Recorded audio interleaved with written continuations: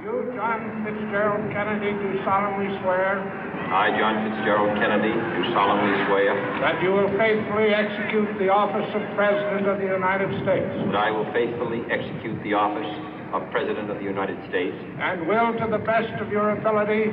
And will, to the best of my ability. Preserve, protect, and defend the Constitution of the United States. Preserve, protect, and defend the Constitution of the United States. So help you God. So help me God.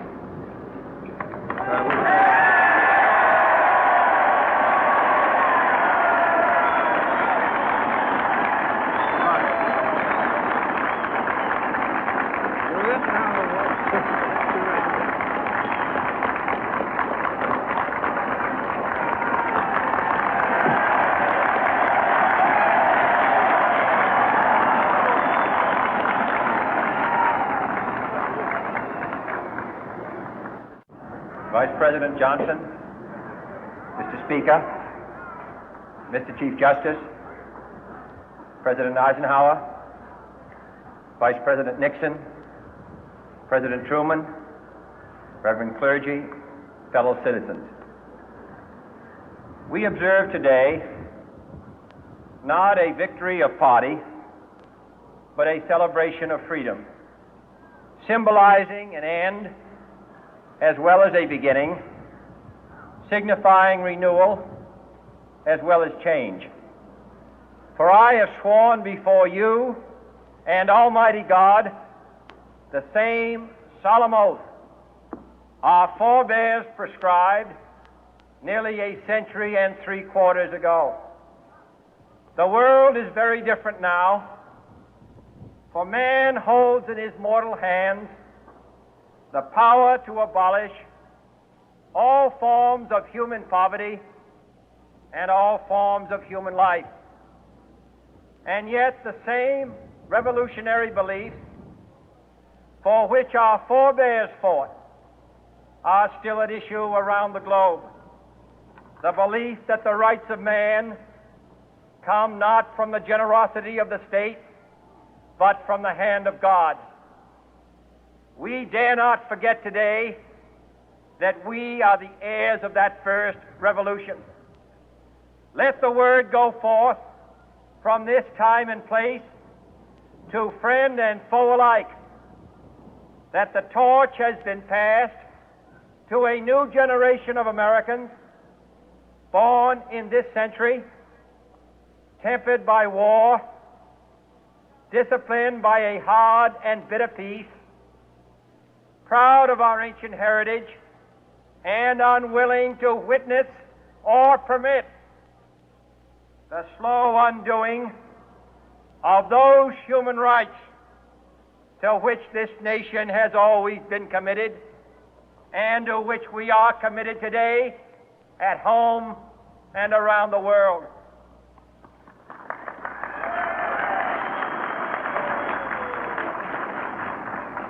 Let every nation know, whether it wishes us well or ill, that we shall pay any price, bear any burden, meet any hardship, support any friend, oppose any foe to assure the survival and the success of liberty.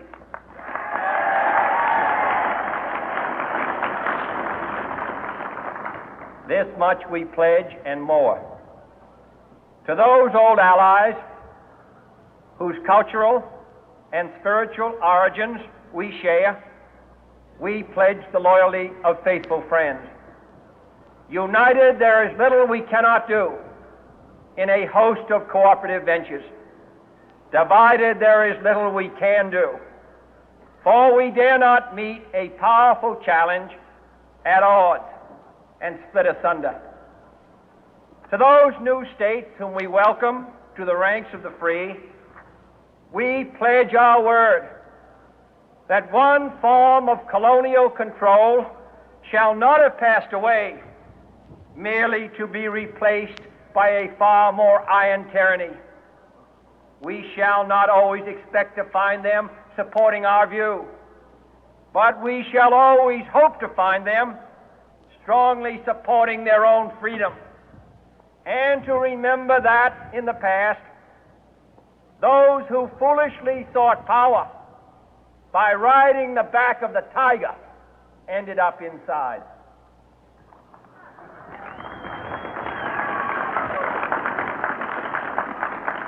To those people in the huts and villages of half the globe struggling to break the bonds of mass misery, we pledge our best efforts to help them help themselves for whatever period is required, not because the communists may be doing it, not because we seek their votes, but because it is right.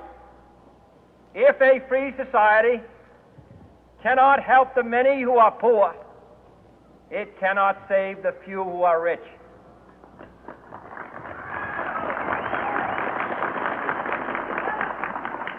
To our sister republics south of our border, we offer a special pledge to convert our good words into good deeds, in a new alliance for progress, to assist free men and free governments in casting off the chains of poverty. But this peaceful revolution of hope cannot become the prey of hostile powers. Let all our neighbors know that we shall join with them to oppose aggression or subversion anywhere in the Americas. And let every other power know that this hemisphere intends to remain the master of its own house.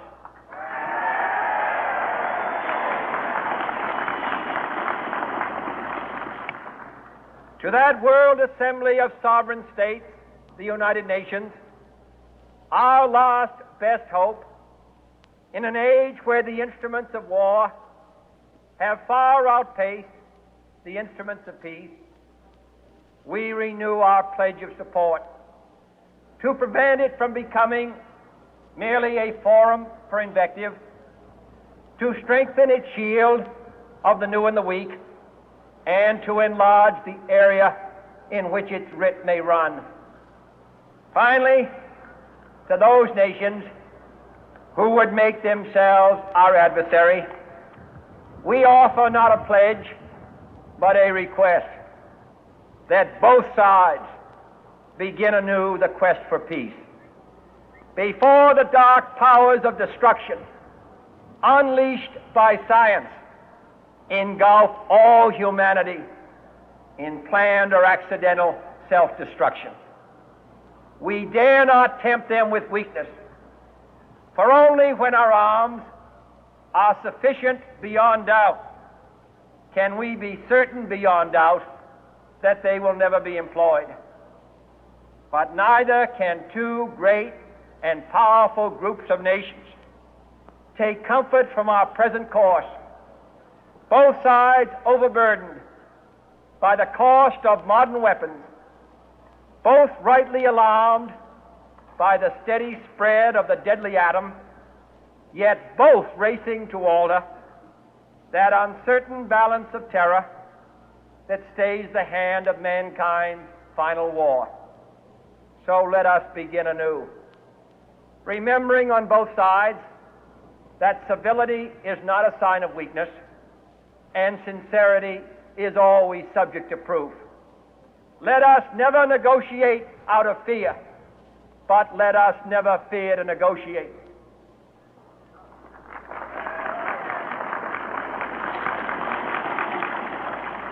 Let both sides explore what problems unite us, instead of belaboring those problems which divide us. Let both sides, for the first time, formulate serious and precise proposals for the inspection and control of arms, and bring the absolute power to destroy other nations under the absolute control of all nations.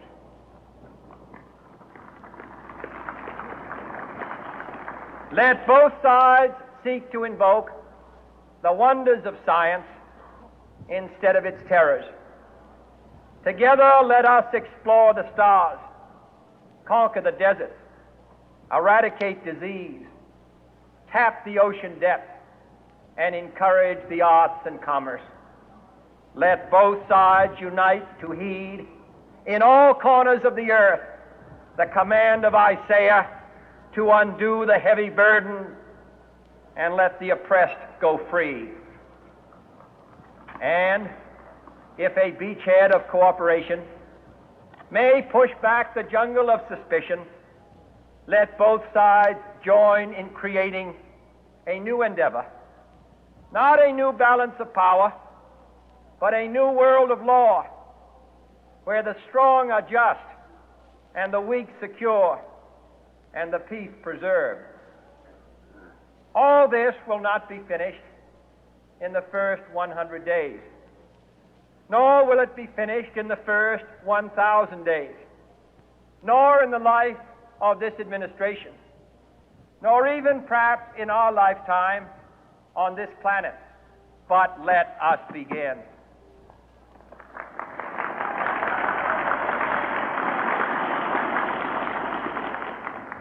In your hands, my fellow citizens, more than mine, will rest the final success or failure of our course. Since this country was founded, each generation of Americans has been summoned to give testimony to its national loyalty.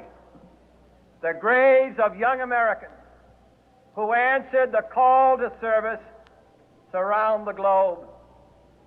Now the trumpet summons us again, not as a call to bear arms, though arms we need, not as a call to battle, though in battle we are, but a call to bear the burden of a long twilight struggle, year in and year out, rejoicing in hope, patient in tribulation, a struggle against the common enemies of man, tyranny, poverty, disease, and war itself.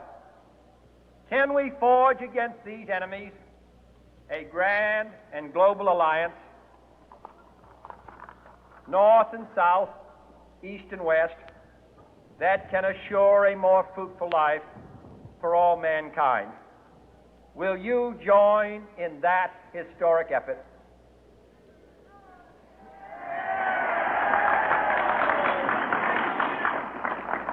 In the long history of the world, only a few generations have been granted the role of defending freedom in its hour of maximum danger.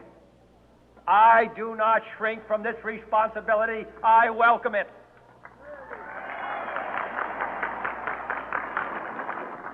I do not believe that any of us would exchange places with any other people or any other generation. The energy, the faith, the devotion which we bring to this endeavor will light our country and all who serve it. And the glow from that fire can truly light the world. And so, my fellow Americans, ask not what your country can do for you. Ask what you can do for your country.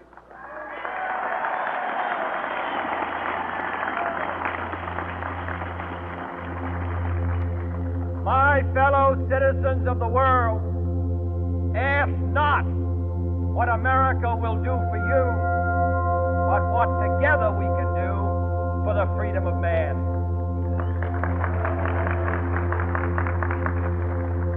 Finally, whether you are citizens of America or citizens of the world, ask of us here the same high standard of strength and sacrifice which we ask of you. With a good conscience, our only sure reward, with history the final judge of our deeds, let us go forth to lead the land we love, asking His blessing and His help, but knowing that here on earth, God's work must truly be our own.